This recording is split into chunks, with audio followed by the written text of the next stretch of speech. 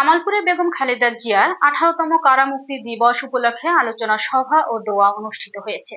বিস্তারিত থাকছে শরীফুল ইসলাম ঝোকনের প্রতিবেদন। জামালপুর সদর উপজেলা ও সদর বিএনপির আয়োজনে পৌর শহরের শহীদ সাফওয়ান সদ্য অডিটোরিয়ামে সাবেক 3বারের প্রধানমন্ত্রী বিএনপি চেয়ারপারসন বেগম খালেদা জিয়ার 18তম কারামুক্তি দিবস উপলক্ষে আলোচনা সভা ও দোয়া অনুষ্ঠিত হয়েছে। উক্ত আলোচনা সভায় বিএনপির সভাপতি লিয়াকত আলীর সভাপতিত্বে প্রধান অতিথির বক্তব্য রাখেন ময়মনসিংহ বিভাগীয় জাতীয় নির্বাহী কমিটির সহ সাংগঠনিক সম্পাদক ও জেলা বিএনপি সাধারণ সম্পাদক অ্যাডভোকেট শাহ মোহাম্মদ ওয়ারেস আলী মামুন। অন্যান্যদের মধ্যে বক্তব্য রাখেন জেলা বিএনপি সাংগঠনিক সম্পাদক ও জেলা যুবদলের আহ্বায়ক শরীফুল ইসলাম খান সজীব, যুগ্ম সাধারণ সম্পাদক খন্দকার আহসানুজ্জামান রুমেল, সদর উপজেলা বিএনপি সভাপতি শফির রহমান শফি সহ অন্যান্য নেতৃবৃন্দ। এ সময় জেলা বিএনপির বিভিন্ন অঙ্গ ও সহযোগী সংগঠনের নেতৃবৃন্দরা উপস্থিত ছিলেন।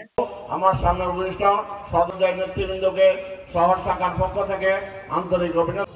ইতিমধ্যে আমাদের মাঝে উপস্থিত হয়েছেন ডক্টর অ্যাসোসিয়েশন জেলা বিএনপিকে কবুল করো। আয় আল্লাহ আমাদের অ্যাডভোকেট ভেদ করে যাতে আগামী দিনে তিনি এই অবহেলিত আসনে এমপি। আমি সেই বেগম খালেদা জিয়ার 18তম কারামুক্তি দিবসে দাঁড়িয়ে আল্লাহর কাছে শুকরিয়া করছি যে আমরা সৌভাগ্যবান বাংলাদেশের জাতীয় আদর্শের শরীকেরা, একই সাথে সৌভাগ্যবান দেশের মানুষরা যারা গণতন্ত্র মুক্তির স্বপ্ন দেখেছিলাম।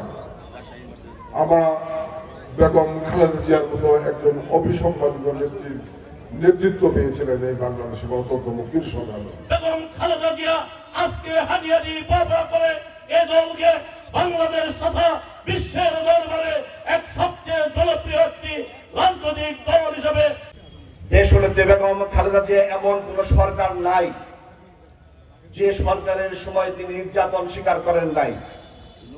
বেগম খালেদা জিয়া কিন্তু কোনো টাকা পয়সা, কোনো সয় সম্পত্তি নাই। তিনি